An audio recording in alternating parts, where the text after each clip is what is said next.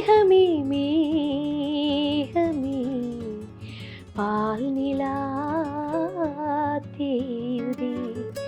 அந்த டைம்ல வந்து நான் எனக்கு ரொம்ப ரசிச்ச குரல் வந்து அப்துல் ஹமீத் சாரோட. அப்போ நிறைய இந்த இலங்கை வானொலி நிறைய நம்மளுக்கு வரும். அப்போ அதில் இந்த பிறந்த நாள் பாட்டு வரும். பிறந்த நாள் இன்று பிறந்த நாள், நாம் பிள்ளைகள் போலே தொல்லைகள் எல்லாம் மறந்த நாள், ஹாப்பி பர்த்டே டு யூ.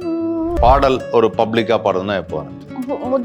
முதல் நிகழ்ச்சி அப்படின்னு பார்த்தீங்கன்னா, நான் ஒழுங்கா பாடினது அப்படின்ற நிகழ்ச்சி பார்த்தீங்கன்னா எங்கள் அண்ணாவோட கல்யாண நிகழ்ச்சி, ரிசப்ஷனில் தான் பாடினேன். அடுத்து வெவ்வேறு யார் ஆர்கெஸ்ட்ராலாம் பண்ணுவீங்களா? இல்லை அதே சுரேந்தர்னு அடுத்த கச்சேரி எனக்கு. அது நான் நிறைய நிகழ்ச்சியில் சொல்லியிருக்கேன். அவர் வந்து ஃபஸ்ட்டு எனக்கு பேமெண்ட் கொடுத்தது அவர் தான், 50 ரூபா.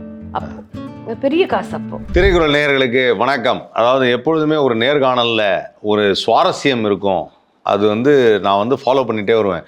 அதாவது என்னென்னா, சந்திக்கிற நபர்கள்ட்ட என்ன மாதிரியான கேள்விகள் கேட்கலாம், கேள்விகள் கேட்டு பதில் சொல்கிறத விட அதையே பாட்டாக பாடினா எப்படி இருக்கும் அப்படிங்கிற மாதிரியான நபர் தான் இன்றைக்கி நம்ம கூட. ரொம்ப அருமையான ஒரு பாடகி. அதாவது என்னென்னா, இவங்க வந்து ஒரு பாட்டில் உலக ஃபேமஸ் அப்படின்வாங்கல்ல, அந்த மாதிரி ஆனவங்க. அப்படிப்பட்ட பாடகி தான் திருமதி மாலதி லக்ஷ்மண் அவர்கள். வணக்கங்க. வணக்கம்ப்பா. எப்படி இருக்கீங்க? ரொம்ப நல்லா இருக்கேன். ஒரே பாடல் ஓஹோன்னு வாழ்க்கை, அண்ணாமலை படம் மாதிரி அப்படின்னு. அது மாதிரி தான் லைஃப், என்னோட லைஃப். அதாவது எனக்கு வந்து உங்களோட அந்த வாய்ஸ், எத்தனையோ பாடகர்கள் பார்த்துருப்போம், ஆனால் அந்த வெர்சட்டாலிட்டி ஆஃப் வாய்ஸ் அப்படின்வாங்க. அதாவது என்னென்னா, பழைய பாடல்கள் பாடும்போது இருக்கிற கேபி சுந்தராம்பாள் அவர்கள் பாடும்போது அந்த மாதிரி பாடல்கள் பாடுறப்போ, அதுக்கப்புறம் இப்போ இருக்கிற ஹீரோயின்ஸுக்கு பாடுறப்போ அந்த வாய்ஸோடைய வேரியேஷன்ஸ் வந்து சூப்பராக இருக்கும். அதுவே வந்து ஒரு பிளெஸ்டு மொமெண்ட் ஆஃப் சிங்கர். ஒருத்தருக்கு வந்து ஒரு வாய்ஸ் தான் இருக்கும், அந்த இவங்க பாடினாவே தெரிஞ்சுடும் இவங்க தான் பாடுறாங்கன்னு இல்லாமல் வெர்சடைலாக பாடுறது அப்படின்னு. ஸோ உங்களுடைய லைஃப் ஸ்டார்டட் எங்கே? ஒரு கெரியராக, ஒரு பாடகியாக எப்போ? அதாவது சிறு வயதுலேருந்தே அதான் கனவா பாடகி ஆகணும்னு? இப்போ வரைக்கும் என் வாழ்க்கையில் எந்த கனவுமே கிடையாது. அது நான் உண்மையாக எல்லா இடத்துலையும் சொல்கிறது, இப்படி வரணும் அப்படி வரணும், அந்த கனவு எப்பயுமே இருந்ததில்லை. ஆனால் சின்ன வயசில் வந்து எனக்கு வேறு எதுவும் இன்ட்ரெஸ்டே கிடையாது. பாட்டு தான் இன்ட்ரெஸ்ட்டு. எங்கேயாவது ஏதோ ஒரு ரேடியோவில் எங்கேயோ ஒரு பாட்டு பாடிட்டு இருக்கோம், காது ஆக்சுவலாக அங்கே போய்டும் நமக்கு. ஏதோ நம்மளை சுற்றி நடந்துட்டு இருந்தாலும் அந்த பாட்டுக்கு வந்து அந்த செவி சாய்க்கிறதுன்றவாங்க இல்லைங்களா, அந்த பாட்டு வந்து நம்மளுக்கு கேட்கும். அந்த மாதிரி பாட்டில் எனக்கு சின்ன வயசுலேருந்தே இன்ட்ரெஸ்ட்டு. இந்த ரேடியோவில் பாட்டு கேட்குறது அப்போல்லாம் உங்கள் விருப்பம் மட்டும்தான். இப்போ நிறைய சேனல்ஸு, நிறைய எஃப்எம் இதெல்லாம் இருக்குது. ஆனால் அப்போ வந்து ஒரே ஒரு இது மட்டும்தான், உங்கள் விருப்பம் கேட்குறது, அப்புறம் நைட்டில் பாட்டு கேட்குறது, இப்படி. அப்போ என்னையே அறியாமல் அந்த பாடல் வந்து எனக்குள்ளே வந்தது தான். அந்த விவித் பாரதி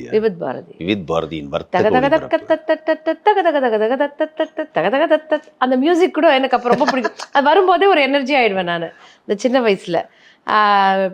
அது மாதிரியான அறிமுகம் தான் எனக்கு பாடல். எங்கள் ஃபேமிலியிலேருந்து ஒரு இசை குடும்பமோ அப்படிலாம் கூட எதுவுமே கிடையாது. ஃபேமிலி பேக்ரவுண்ட் என்ன? அப்போ எங்கள் அப்பா ஒரு எலக்ட்ரீஷியன், எங்கள் அம்மா ஹவுஸ் ஒய்ஃபு. கூட பிறந்தவங்க 3 பிரதர்ஸ்.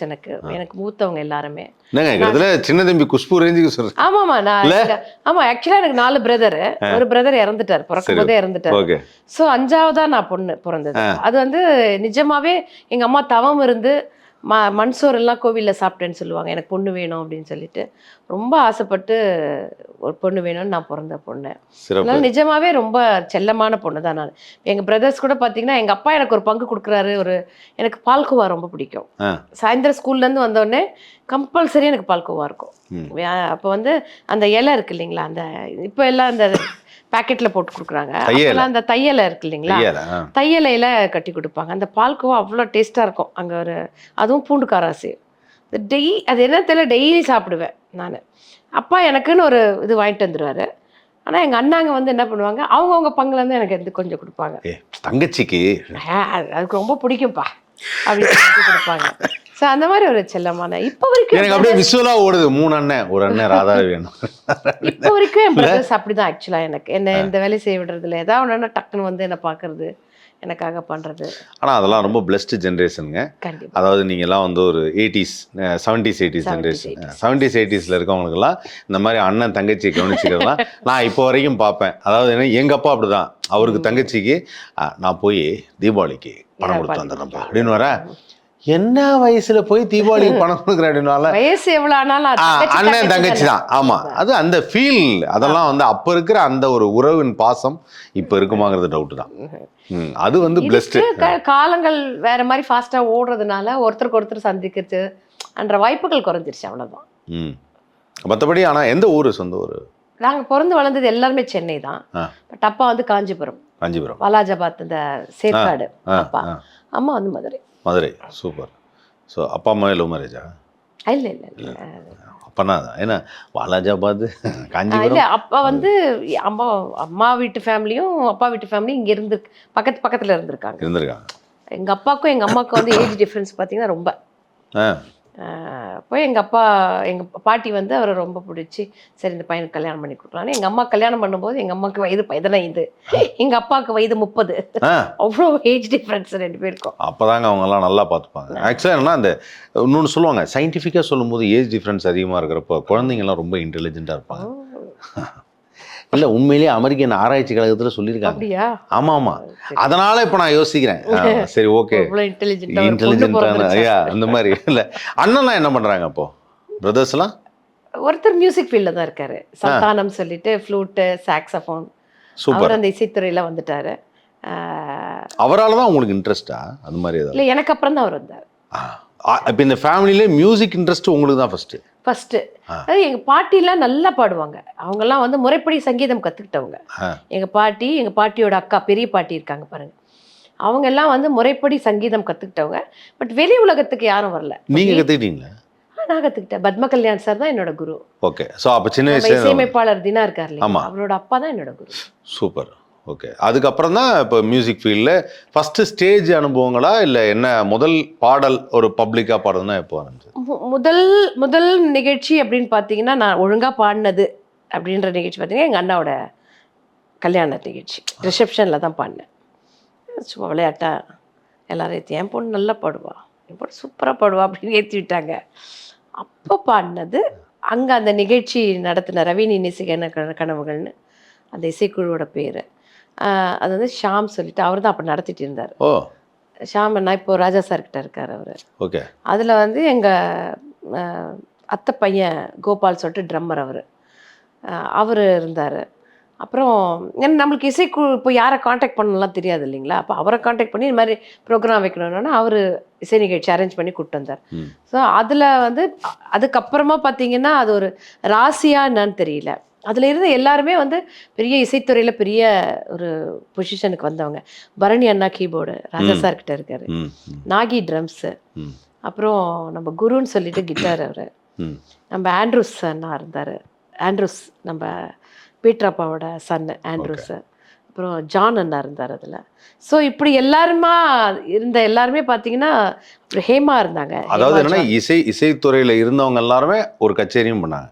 இல்லை அவங்க வந்து அப்போது ரெக்கார்டிங்லாம் அப்போ பெருசாக அவங்க, அதாவது திரைத்துறைக்கு வரல அப்போ, அவங்கெல்லாம் யாரும் பெருசாக அப்போ.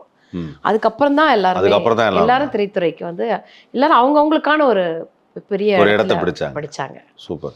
ஸோ இதெல்லாமே ஒரு மேடையில் ஆரம்பிச்சது. அண்ணனோட ரிசப்ஷன், மூத்த அண்ணனோட ரிசப்ஷன். ஓகே. அண்ணன்னா 2 அண்ணனுக்கு ஒரே நேரத்தில் திருமணம் செஞ்சோம். ஓகே. சிஸ்டர்ஸ் 2 பேரும், பிரதர்ஸ் 2. ஓகே.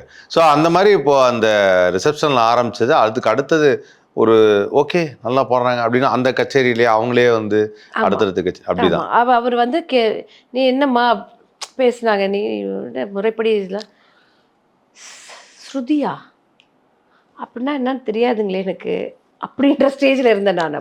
நீங்கள் வந்து அப்போ என்ன 13 வயது எனக்கு, ஸ்கூல் படிச்சிருந்தீங்க. ஓகே.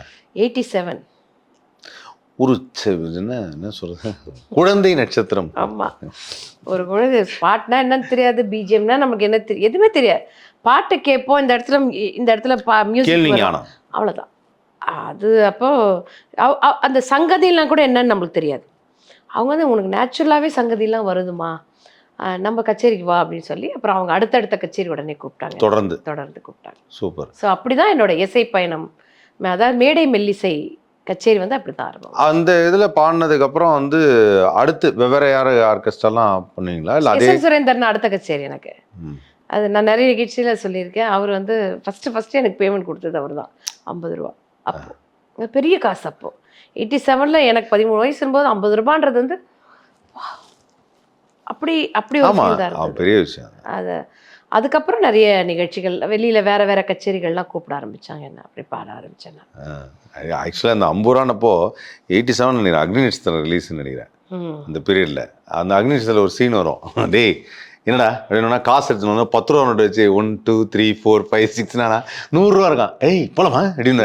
ஏய் இங்கப்பா 100 ரூபா எங்க போலாம்? ரொம்ப பெரிய காசு அப்போ அது. இப்பெல்லாம் பார்த்தீங்கன்னா டிக்கெட் தேட்டரில் டிக்கெட்டே பார்த்தீங்கன்னா 2000 ரூபா அவ்வளோதான் இருக்கும். ஸோ அது மாதிரி ஒரு காலகட்டங்கள் அப்போ ரொம்ப சந்தோஷமா இருந்த ஒரு இது பீரியட். ஆமா ஆமா அது அப்பதான் ஒரு கான்ஃபிடென்ட் கொடுத்தது எனக்கு. அதான் நான் 50 ரூபா முதல்ல சம்பளம், அது பயங்கர ஒரு அதுக்கப்புறம் ஒரு உற்சாகம். தைரியம் நமக்கு வரும் தெரியுங்களா, நம்மளால சம்பாதிக்கிறோம் ஓகே அப்படின்ட்டு. அது இல்லாமல் நம்மளுக்கு பிடிச்ச ஒரு வேலை அது. பாட்டுன்றதே எனக்கு ரொம்ப பிடிச்ச வேலை. படிப்பு எனக்கு ரொம்ப ரொம்ப சுமார். நான் ரொம்ப சில நேரங்களில் கேள்வித்தாளில் இருக்கிற கேள்வியே எழுதி வச்சுட்டு வந்துடுவேன் எக்ஸாம்லலாம். அதுவே பெரிய விஷயம் தான். அதுவே ரொம்ப பெரிய இல்ல So, அது மாதிரி ஒரு அதுவும் மொழி தானே அப்படின்னு சொல்றாங்க. அதையும் எழுதி வச்சுட்டு வந்துடுவேன். சயின்ஸ் எக்ஸாம் எதுவும் அதுலேயும் சயின்ஸ் வார்த்தைகள்லாம் இருக்கும்ல அப்படின்னு சொல்லி அப்படின்ட்டு அதை படிப்புன்றது ரொம்ப ஒரு பாக்கா சாப்பிட்ற மாதிரி ஒரு கசப்பு நமக்கு. ஸோ பாட்டு கேட்குறதுன்னு அவ்வளோ ஒரு இன்ட்ரெஸ்ட். ஸோ அப்படியாக அந்த படிப்புலேருந்து எப்படியாவது எஸ்கேப் ஆகணும்னு நினச்சிட்டு இருக்கும்போது கரெக்டாக வந்து அதுக்காக தான் அந்த பாட்டு. அதுலேருந்து எஸ்கேப் ஆகிட்டேன். அப்போ அந்த பாட்டு வந்து யாராவது ஒரு ஸ்பெசிஃபிக்கான சிங்கர் கேட்பீங்களா? அதாவது என்னன்னா இப்போது இப்போ அந்த டைமில் வந்து ஜானகி அம்மா இருக்காங்க, ஹிந்தியில் லதாஜி இருக்காங்க, சித்ராம்மா பாடியிருந்தாங்க, அந்த மாதிரி ஏதாவது ஸ்பெசிஃபிக்கான சிங்கர்? எனக்கு எதுவுமே அறியாத பருவங்க. அப்போ இந்த வசதிகள்லாம் கிடையாது. இப்போ நம்ம செலக்ட் பண்ணி கேட்குற அளவுக்கு இப்போ இவங்க பாடியிருக்காங்க. காதில் கேட்கும் பாட்டு தான் நமக்கு விருந்து. காதில் என்ன நம்ம அதாவது யாரோட விருப்ப பாட்டோ நம்ம கேட்கும்போது அது நம்ம விருப்ப பாட்டாக இருக்கும். ஸோ அப்படி தான் அந்த ரேடியோவில் கேட்குறது. அப்போ டேப் ரெக்கார்டர் வாங்கி கேசட்டு போட்டு அந்த அளவுக்குலாம் கூட கிடையாது அப்போ.